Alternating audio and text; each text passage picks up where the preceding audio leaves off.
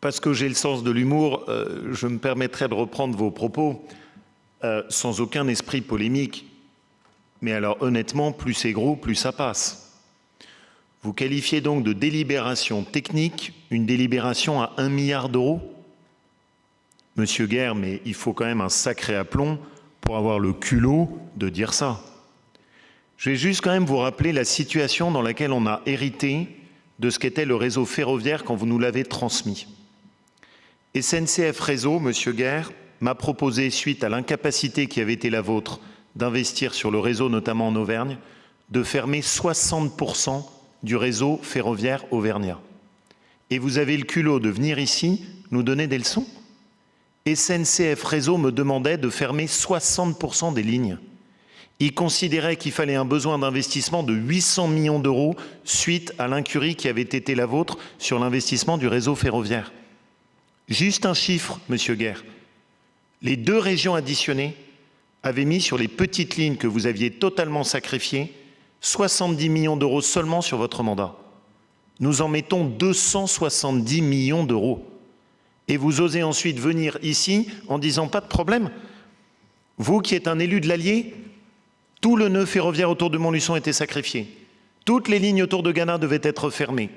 Toutes les lignes du Cantal devaient être fermées. On en était même au stade, quand on a récupéré la région, quand les feuilles d'automne tombaient, il fallait fermer la ligne entre Aurillac et la partie de la Nouvelle-Aquitaine.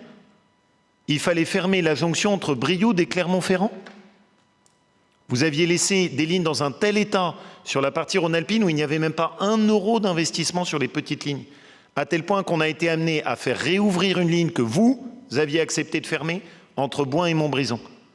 Et vous venez donner des leçons? Alors que Martine a multiplié par plus de 2 l'investissement qui a été consacré au ferroviaire.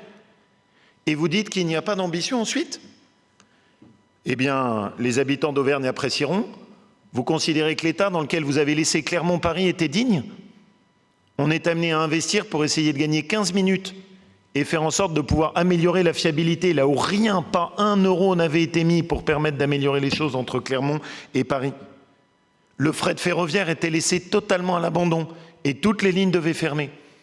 Alors, Monsieur Guerre, pardon de vous le dire, mais oui, vraiment, plus c'est gros, plus ça passe. Et vous qualifiez de délibération technique 1 milliard d'investissements. Jamais notre région n'aura bénéficié d'un tel plan d'investissement. Et j'ai refusé qu'il y ait la moindre fermeture de ligne. Il n'y a pas eu une seule fermeture de ligne sur la partie auvergnate dans celles qui nous ont été déléguées sur ce mandat. Et sur la partie rhône-alpine, le budget était à 0 sur les petites lignes. Et on a fait en sorte que dans le pacte ferroviaire, ce soit compris. Alors vraiment, Monsieur Guerre, sans aucun esprit polémique, mais je trouve franchement que par rapport à la situation lamentable que vous nous aviez laissée, ne serait-ce que d'avoir que comme seule satisfaction de se dire qu'on a sauvé les petites lignes d'Auvergne, pour moi déjà, ça fait une belle ambition. Mais sans doute que vous ne partagez pas cette vision des territoires, je le regrette.